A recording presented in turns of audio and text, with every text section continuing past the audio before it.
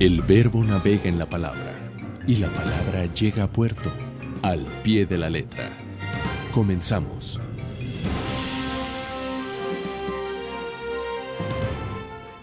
Buenas e inundadas tardes tengan todos ustedes, queridos amigos. Estamos otro miércoles más al pie de la letra. Buenas tardes, Galileo Contreras. Buenas tardes, Patricia. Y bueno, no lo digo de broma, ha llovido mucho y fuerte. Entonces, superados los obstáculos para llegar aquí, estamos listos para arrancar con el programa, con la letra T, en la vuelta número 19 que damos al abecedario aquí en su programa Al Pie de la Letra. Listísimos con varios temas, con el editorial que usted eligió, que es traición, y con nuestra propuesta para la letra U. Ya sabe que usted si vota por estas palabras o más adelante responde a nuestras preguntas, pues se lleva un regalo de Literalia Editores. Le voy a dar las opciones para que usted vote por el editorial de la siguiente semana con la U. Ultraje, universo o unión. ¿De qué quiere que hablemos en el próximo programa? Ultraje, universo o unión. Ya sabe que puede participar a través de nuestra fanpage votando o al 3030-5307, 3030-5307 para que se decida el editorial de la próxima semana. Y quédese porque al ratito pues le vamos a hacer la pregunta de cada miércoles para que también con ese pretexto se lleve un regalo de Literalia Editores. Y para introducir el tema que usted eligió, vamos a ver esta cápsula sobre la traición que ha preparado Víctor Clavellina.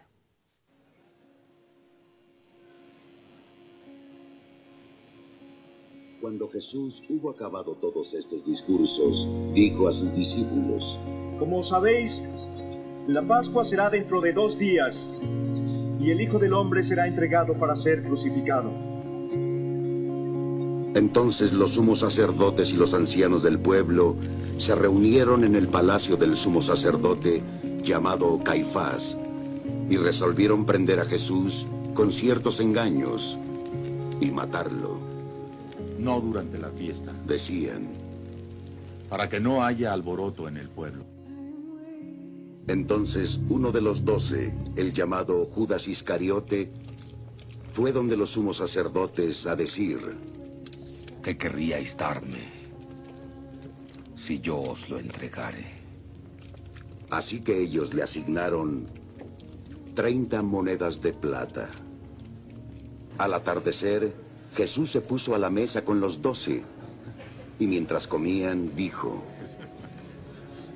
Yo os aseguro que uno de vosotros me entregará.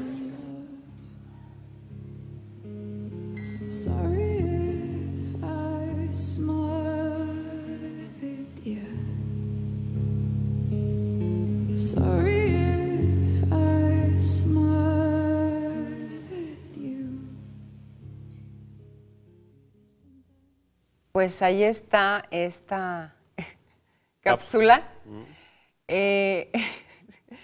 Oí unas carcajadas impresionantes hasta acá. ¿Tú no? Sí, sin duda, Patricia, el ejemplo más pertinente, más claro Y fehaciente. ¿no? E histórico de lo que Es la ha sido traición. una traición, ¿no? Que es precisamente esa entrega, ese pasar de un bando a otro a alguien que supuestamente se ama, que supuestamente Así se es. quiere, ¿no? Es quebrantar la lealtad, Ujú. quebrantar la fidelidad, sobrepasar límites quizás no establecidos de una manera verbal, pero sí son morales, ¿no? Sí. Y entonces quebrantas eso y entonces eres un traidor. Y de hecho, Pati, la traición es una cosa que hasta en México hace algunos pocos años todavía estaba penada con la pena de muerte, ¿no? Era una cuestión de las pocas que había de pena de muerte, la Así traición. Que para un Estado o nación, que para lo que viene siendo en cuestión de esta conformación política de lo que es una nación, pues resulta altamente pernicioso el hecho de que un ciudadano traicione a su patria, ¿no? La traición todavía en muchos países sigue siendo una pena de muerte, eso pues hablando en ese tipo de traición, ¿no? en términos pues de la política, ¿no? Y estas grandes traiciones como la que le hacen a Jesucristo, ¿verdad? Por Judas, pues increíble, ¿no? La manera en la que podemos entender que tal vez la historia, lo que tenemos como modernidad, lo que tenemos como civilización, es el resultado de una serie de traiciones, ¿verdad? De unas traiciones a otras. Definitivamente. Y es bien fácil de que Porque uno, esa sí es claro, como la composición toda sociopolítico, económica, es como se ha conformado este mundo, ¿no? A través de la traición. Solo basta ver la historia de México, ¿no? De lo que es la revolución, la independencia. Todos los héroes que hemos tenido como patria, como nación, han sido el resultado de unas traiciones sobre otras traiciones, sobre otras traiciones, ¿no? Y finalmente la traición obedece a algo básico que es el interés. El interés, ¿No? sí. O sea, finalmente cuando alguien, incluso en términos personales, cuando una persona traiciona a otra persona es porque su interés ya no está al 100% y entonces en lugar de utilizar los recursos como el hablar con la verdad, ¿no?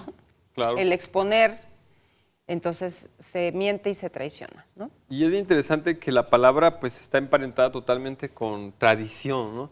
Traición y tradición Eso es interesantísimo. son la misma raíz, ¿no? ¿En qué sentido cambian? Bueno, ¿en qué sentido son comunes? En la cuestión del significado de entregar, ¿no? La tradición pues entrega una serie de preceptos, una serie de valores, una serie de formas tal vez sociales hacia otras generaciones posteriores. Y la traición es ese entregar, pero esa entrega, ¿no? Del individuo que de alguna forma pues lleva y pierde la lealtad, ¿no? En el sentido de llevar hacia otro a alguien que supuestamente es tu amigo. Así es. Bueno, pues vamos a ir un corte y vamos a seguir platicando de traición, de Thomas Quinn, sí, Thomas Quinn, y otros temas más que tenemos con la letra T. No le cambie porque seguimos al pie de la letra. Solo el amor contiene a la palabra y la palabra al amor. Al pie de la letra. Ya regresamos al pie de la letra. ¿Ya decidió por qué palabra votar? Tenemos 3 opciones con la letra U. Ultraje, universo o unión. ¿De qué quiere que hablemos el próximo programa? Ya sabe que usted lo decide. Y de una vez que va a llamar al 3030-5307 para votar, pues le voy a dar la opción de la pregunta. ¿Quién escribió? Recuerde que estamos en la letra T. Ana Karenina. Está fácil, ¿verdad? Claro que sí. ¿Quién escribió Ana Karenina? Fue un novelista ruso, considerado uno de los escritores más importantes de la literatura mundial. Sus 2 obras más famosas son precisamente esta, Ana Karenina y La Guerra y la Paz. Así es. Y están consideradas como la cúspide del realismo ruso junto con, por si se anda confundiendo, junto con las obras de Dostoyevsky. Porque luego de repente se confunden. Sí, es que son unas novelas tan grandes en todos los sentidos. Grandes en todos los sentidos. Hoy no voy a decir, porque han de saber que hace como 2 semanas, ¿sí? Les dije el nombre del autor. Espero que nadie se haya dado cuenta. Yo sí me di cuenta. Pero bueno, ¿quién escribió Ana Karenina? 3030-5307 o en nuestro inbox de la fanpage puede responder la pregunta y su voto lo puede hacer en el muro, no hay problema. Y tenemos una recomendación de un libro, La montaña mágica de Thomas Mann. Sí. Esta novela que se publica en 1924, amplia, ahora sí que amplia y profunda sí. en todos los aspectos con todos los personajes. Requiere de varias sentadas, ¿verdad? Para claro leerse. Sí. Pero interesante cómo Thomas Mann nos pinta a estos personajes. Claro, a través de una metáfora que es un sanatorio, el sanatorio de Belgorf, en Suiza, donde en Davos más exactamente, donde es un lugar donde la alta burguesía se recluye como una casa de descanso por las condiciones especiales de la atmósfera. Pero tiene otras funciones. La principal función de ese hospital es el problema respiratorio. Trata desde lo que es las pulmonías hasta lo que son las tuberculosis, sobre todo. Que es por lo que va a dar ahí nuestro personaje, que es Hans Castorp. Hans Castorp es el héroe que de alguna manera aparece en toda la novela porque es el eje en el cual se van desencadenando todos los discursos teóricos y retóricos, tanto de las ideologías como Settembrini, del humanista italiano, como la ideología de un jesuita, que también terminan discutiendo de temas filosóficos, teológicos, temas que tienen que ver con la masonería. Todo lo tratan y Hans Castorp está alrededor de todos estos temas, es el testigo. Y por otra parte, es muy interesante cómo Hans Castorp llega al hospital visitando a su primo. Sí, que tenía tuberculosis. Que tenía tuberculosis y Hans Castorp se queda ya en el hospital después de una semana de sentir malestares. Y es bien interesante porque la condición de ese lugar de Davos, Suiza, es una condición tal que con el aire seco, ahí mismo se da una explicación biológica de por qué ahí, súper interesante, de por qué ahí precisamente. Un lugar tan especial donde las enfermedades se depuran, pero también explotan, ¿no?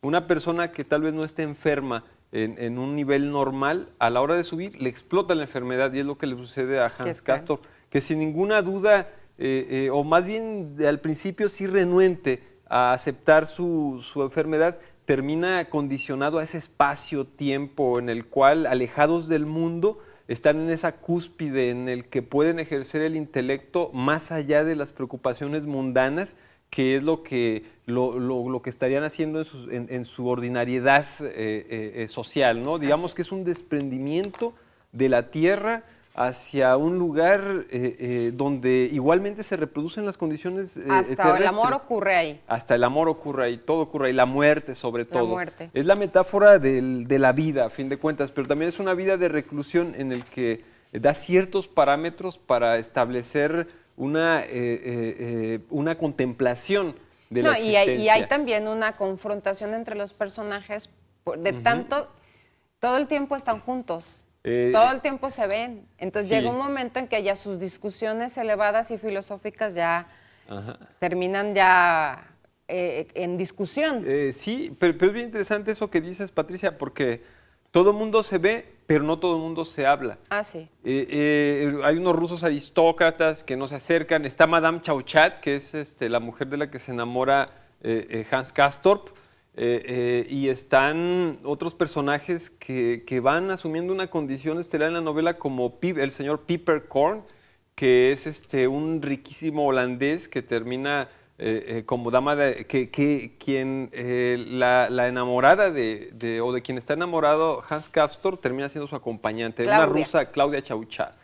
Y es bien interesante cómo este despliegue humano entre la enfermedad y las ideas. Y las ideas y la alegría de vivir que nos va representando, por ejemplo, Hans Peppercorn en su historia, cómo van confluyendo, ¿no? Y cómo el carácter, ese es un acierto de Thomas Mann, la manera en la que va reflejando el carácter de estos personajes de una manera tan clara y tan psicológica. Así es. Que uno termina entendiéndolos prácticamente, ¿no? Por ejemplo, es difícil aceptar tal vez la condición clasista que tiene Hans Castorp, por ejemplo, ¿no? La manera pues en la que las sociedades de estos años de entreguerras se va desenvolviendo pues en un ambiente totalmente clasista, Patricia. Pues ahí está esta recomendación, La montaña mágica de Thomas Mann, para que lo busque y lo lea y quizás comparta con nosotros sus opiniones sobre esta novela. Ya tenemos dos participaciones. Muy Galileo bien. Nos escribe a través de nuestro inbox Luis Andrés Bejarano, que responde correctamente. Y Federico Velasco también responde correctamente y vota por Universo. Pues ahí está el primer voto para Universo. Ya sabe que también tenemos la opción Ultraje y Unión. Así que usted decide 3030-5307 Ya está Nacho ahí, listo para recibir su llamada, 3030-5307, para que vote por Ultraje, Universo o Unión, o que nos diga quién escribió Ana Karenina. Andamos rememorando a Tears for Fears. Bueno, ya sabe quién escribió Ana Karenina. Sus ideas sobre la no violencia activa, expresadas en libros como El reino de Dios está en vosotros, tuvieron un profundo impacto en grandes personajes como Gandhi, Martin Luther King, y adscrito este autor a la corriente realista, intentó reflejar fielmente la sociedad en la que vivía. Y él escribe la novela Cosacos en 1863, donde describe la vida de este pueblo. Pero vamos a seguir hablando y dándole más pistas de quién escribió Ana Karenina, 3030-5307, y también puede hacerlo en nuestra fanpage. Regresamos. Ojos de sal, de azúcar, para leer la vida. Al pie de la letra. Ya regresamos. Nos llama Claudia Aguilar Zárate, vota por Ultraje y responde correctamente. Así que Claudia Aguilar Zárate, tienes un regalo de Literalia Editores. Bueno, le voy a dar otra pista de quién escribió Ana Karenina. Era un entusiasta lector del ensayo sobre la desobediencia civil del pensador norteamericano Henry David Thoreau y envió a un periódico hindú un escrito titulado Carta a un hindú, que desembocó en un breve intercambio epistolar con Mahatma Gandhi, que él en ese entonces andaba por allá en Sudáfrica. Lo que influyó profundamente el pensamiento de Gandhi, este intercambio epistolar con este autor, estuve a punto de decir, sobre todo en este asunto de la resistencia no violenta en la visión cristiana que tenía muy marcada, ¿no? Y bueno, es que él era, sin duda, Patricia, un aristócrata que reniega de su posición y de sus privilegios. Incluso vive con campesinos, con los siervos. Se va a vivir y a practicar un oficio, ¿no? Todo un revolucionario en el sentido cristiano, un Cristo, ¿no? Así es. Prácticamente. Y bueno, si no la ha leído Ana Karenina, por favor, léala. Es una maravilla. Bueno, lo prometido es deuda. Tenemos a Thomas de Quincy, que nació en Manchester el 15 de agosto de 1785 y murió el 8 de diciembre también, bueno, en Edimburgo, en 1859. Así es, Thomas de Quincy fue un periodista, fue crítico y escritor británico que podemos encauzar dentro del movimiento romanticista. Hijo de un rico comerciante, recibió una gran educación esmeradísima por parte de sus padres, que le llevaron maestros particulares y a colegios muy exclusivos. Acabó sus estudios secundarios en Manchester. El administrador de la cuantiosa fortuna de sus padres le educó tan estrictamente que le hacía traducir al griego todos los días los titulares de prensa. Así, qué impresionante, ¿verdad?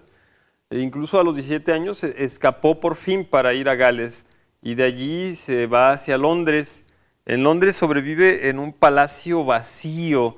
Y mira, vacío, pero porque era muy galante. Una mujer lo recogió ahí y la mujer se llamaba Anne. Cuando creció, nunca pudo encontrarla para agradecerle esas atenciones. Qué suertudo, ¿no? No, muchas. Bueno, después se reconcilió con su familia y estudió en el Worcester College en Oxford y ahí se hizo adicto al opio en 1804. Primero lo usó para remediar sus dolores que tenía porque tenía neuralgia y después, pues paulatinamente fue incrementando la dosis hasta que se hizo adicto. Bueno, y es que el opio muy de moda en aquellos tiempos, así es. Muy cercano a los ingleses que tenían un contacto colonial muy directo con China y que incluso pues se hicieron la guerra del opio. Así tras abandonar Oxford sin graduarse, se hizo amigo íntimo de Coleridge, a quien conoció en la escuela en 1807, En 1809 se estableció en el distrito de Los Lagos, en Greenmere, donde Coleridge le integró en el círculo literario de los llamados poetas laquistas, Samuel Taylor Coleridge, William Wordsworth y Robert Southey. Thomas de Quincey editó el Westmoreland Gazette, que era como un periódico. Y en 1817 se casó con Margaret Simpson, una hija de granjero con la que ya había tenido un hijo, de la que tendría después otros 7 hijos. Habiendo agotado su fortuna, empezó a ganarse la vida como periodista. Sí, y bueno, Thomas, durante los 30 años que siguieron a esta unión, mantuvo a su familia gracias a escribir. Es de los primeros, digamos, los primeros escritores que se mantienen de eso, ¿no? Escribía artículos, escribía críticas, principalmente en Edimburgo. A principios de 1820, de Quincey se trasladó a Londres, donde contribuyó en la London Magazine y en Blackwoods. Después, en 1820, escribió su famoso libro de memorias, Confesiones de un comedor de opio inglés, que se publicó en 1821, que es una apasionante descripción de su infancia y su propia batalla contra el demonio del opio. Y sí, muy valiente. Y sí, vive en Edimburgo durante 12 años, de 1828 a 1840, y en los siguientes años, del 41 al 43, se está escondiendo de sus acreedores porque debía mucho de Quincey. Desde 1853 hasta su muerte, trabajó en distintas revistas como Selections, Grape and Gay y From the Writings, Published and Unpublished. Ahí está. El estilo de este autor, de Thomas de Quincey, es muy original para su época. Su fantasía subvertía sistemáticamente la lógica y el buen sentido burgués británico. Buscó en la experimentación con las drogas una especie de escape al aburrimiento de una inteligencia superdotada, pero después pues, se hizo víctima de ella, ¿no? Y le costó mucho trabajo dejar el hábito. Sus experiencias al respecto se cuentan precisamente en este libro que ya les platico, publicado en 1821, Confesiones de un comedor de opio inglés. Bueno, y es que las drogas han estado siempre muy cercanas, ¿no? a los creadores, sobre todo pues, cuando se busca tal vez desarrollar alguna beta estética, ¿no? Recordemos pues que también en el romanticismo, ¿no? A partir de estos tiempos, el uso de las sustancias se va incrementando. De Quincey poseyó, además de una gran cultura de fundamento grecolatino, como ya lo habíamos visto, que en su infancia leía griego, también tenía una sensibilidad artística aguda y se mostró como un hábil crítico, no solo de literatura, sino de la sociedad inglesa en general. Y precisamente influye sobre Edgar Allan Poe, sobre Charles Baudelaire. Nada más. Y Charles Baudelaire, otro gran consumidor de opio. Jorge Luis Borges, y la estética del decadentismo en general fue inmenso.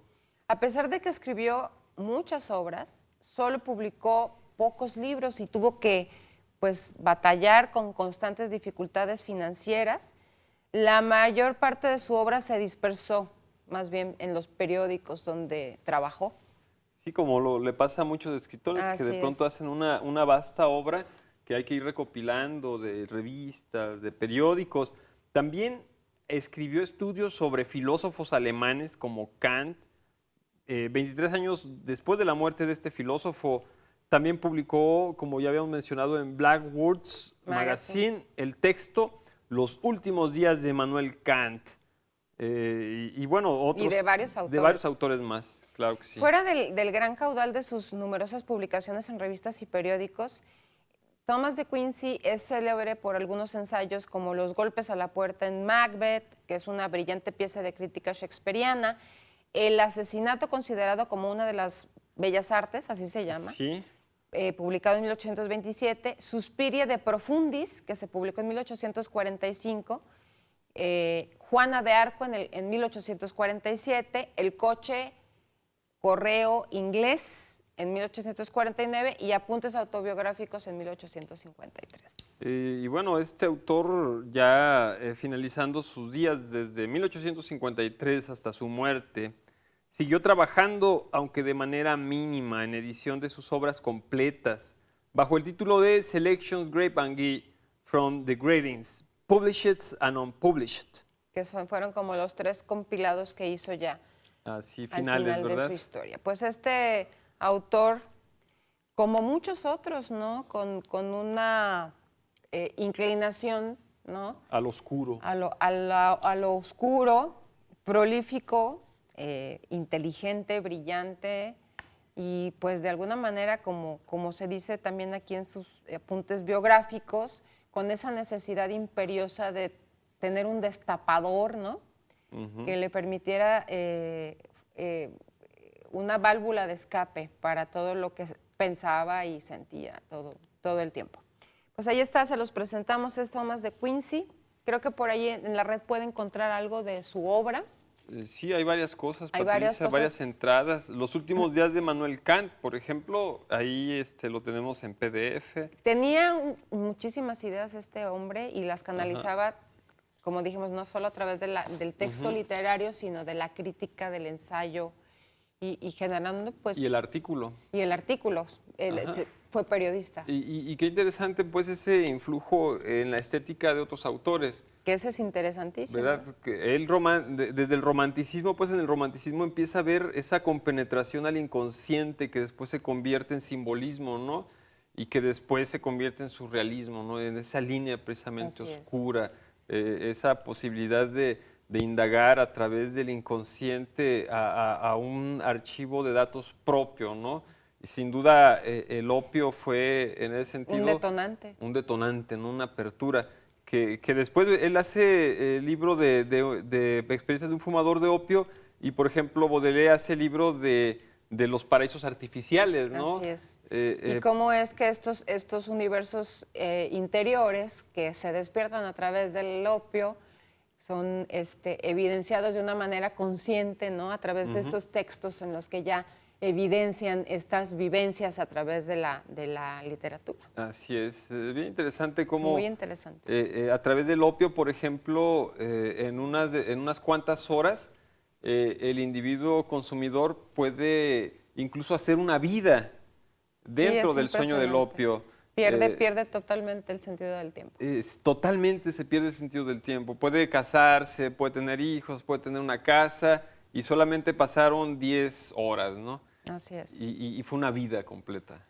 Pues ahí está Thomas de Quincy para que usted lea también su biografía. Es interesante pues que cuando le presentamos aquí autores no solo es desde el punto de vista literario, también nos interesa conocer cuál es la historia de esa persona, la vida que le llevó a ser el escritor que le presentamos acá en Al Pie de la Letra. Bueno, vamos a ir a un corte, ¿o todavía alcanzamos para dar más pistas? Bueno, le voy a dar una pista de quién escribió Ana Karenina para que llame al 3030-5307, se lo repito despacito, 3030-5307, para que nos diga, además de la respuesta de quién escribió Ana Karenina, su voto por ultraje, universo o unión. Usted decide. Fíjese que el autor de Ana Karenina fue precursor de lo que poco después se denominaría naturismo. Nada más le voy a decir eso. ¿Sí? Claro. Al ratito le digo por qué. Fue como el precursor del naturismo, de lo que hoy le llamamos naturismo. Vamos a ir a un corte y seguimos al pie de la letra. Conspirar por la palabra. Al pie de la letra.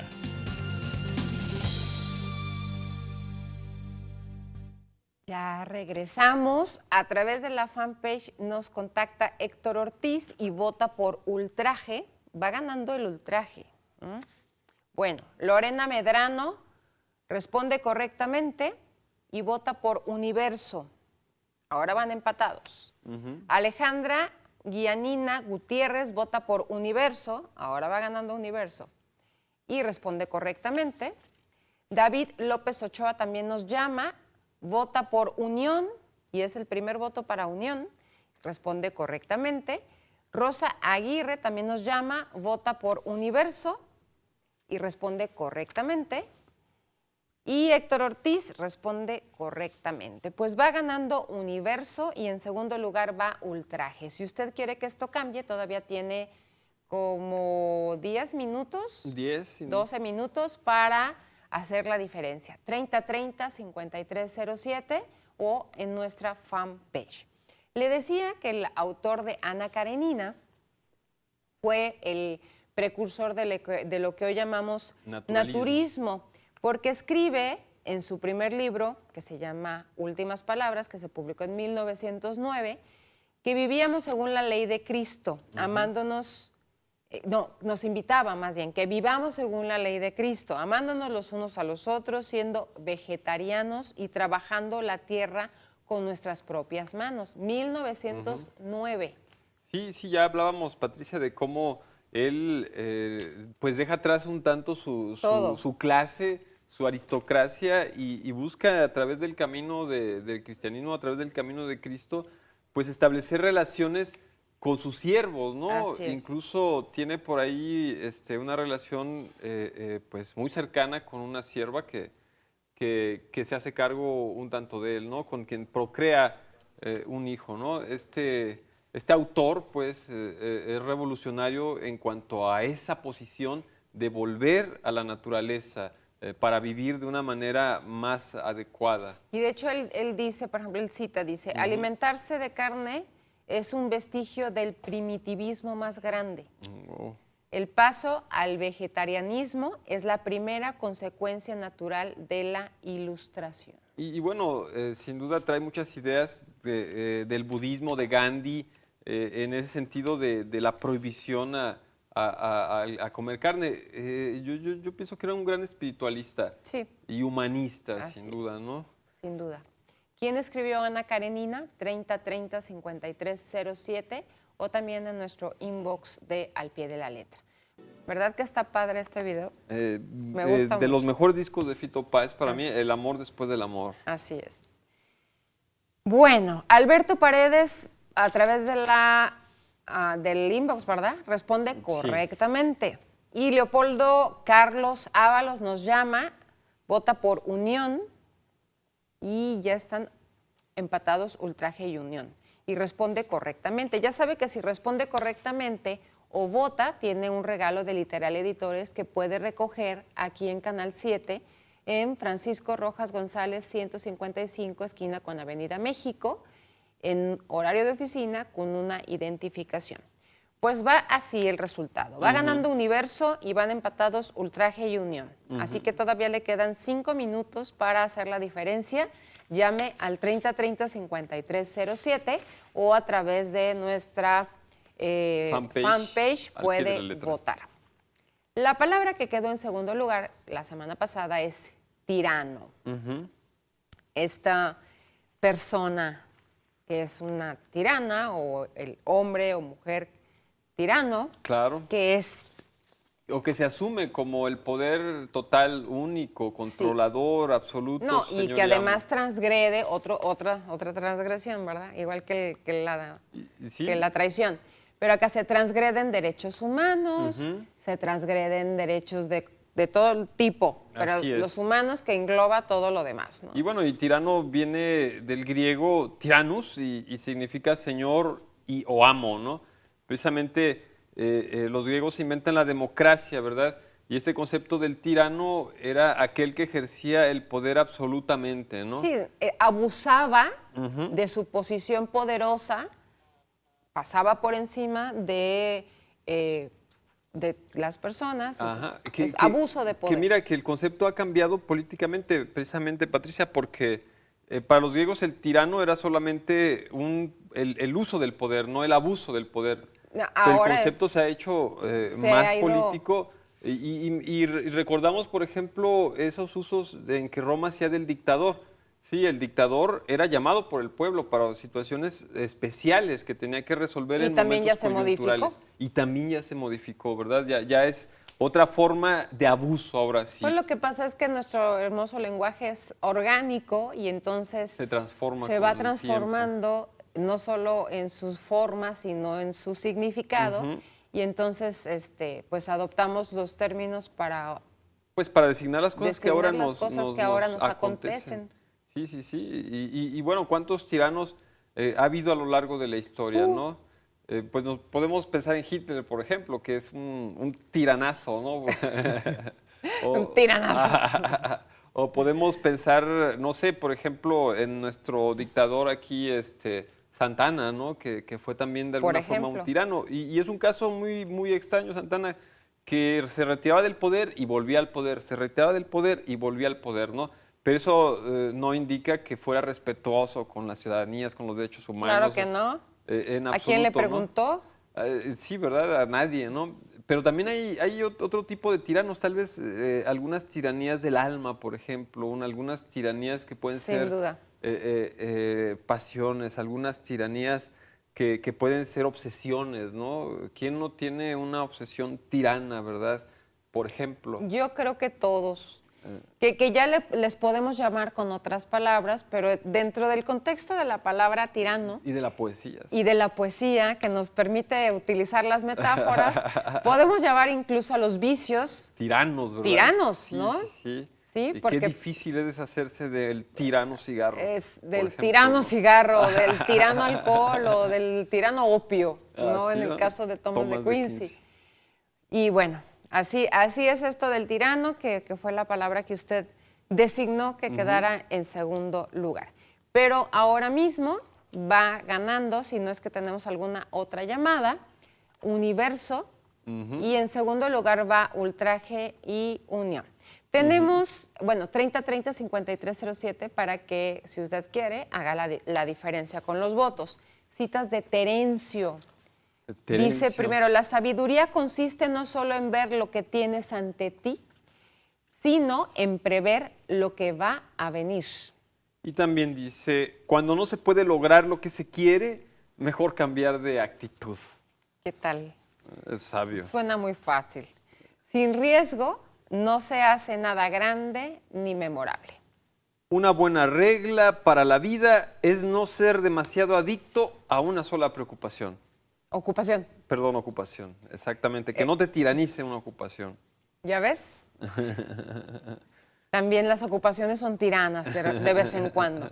Ningún hombre digno pedirá que se le agradezca aquello que nada le cuesta. Así es. Cuando el ánimo está en suspenso, un ligero impulso le hace inclinarse a un lado o a un otro. Como veleta, ¿no? Exacto. Y dice también, siempre la fortuna es propicia a los valientes. Muy, muy, muy animadora Ajá, frase. sí, digo, algunas verdades, otras las cuestiono un poco, pero así ya es. nos vamos. Así que, Oh. ¿qué le parece a nuestro querido Cru que hace posible este programa de Al Pie de la Letra? Querido Cru de C7, ¿cuál quieren que quede en segundo lugar? ¿Ultraje o Unión? Ultraje. Bueno, pues ahí está. Universo será el editorial de la próxima semana y Ultraje será en segundo lugar. ¿Quién escribió Ana Karenina? ¿Galileo? León Tolstoy. Lea su biografía, es fascinante, apasionante, interesante y todo lo demás. Ya nos vamos, Galileo, muchas gracias. Hasta la próxima, Patricia. Gracias a Un usted placer. por el favor de su atención. Yo soy Patricia Velasco y le pido el favor de cada miércoles, de aquí a que nos veamos de nuevo, por favor lea un buen libro. Ahora la palabra continúa hasta el siguiente puerto. Toma tu brújula y espéranos la próxima semana. Al Pie de la Letra.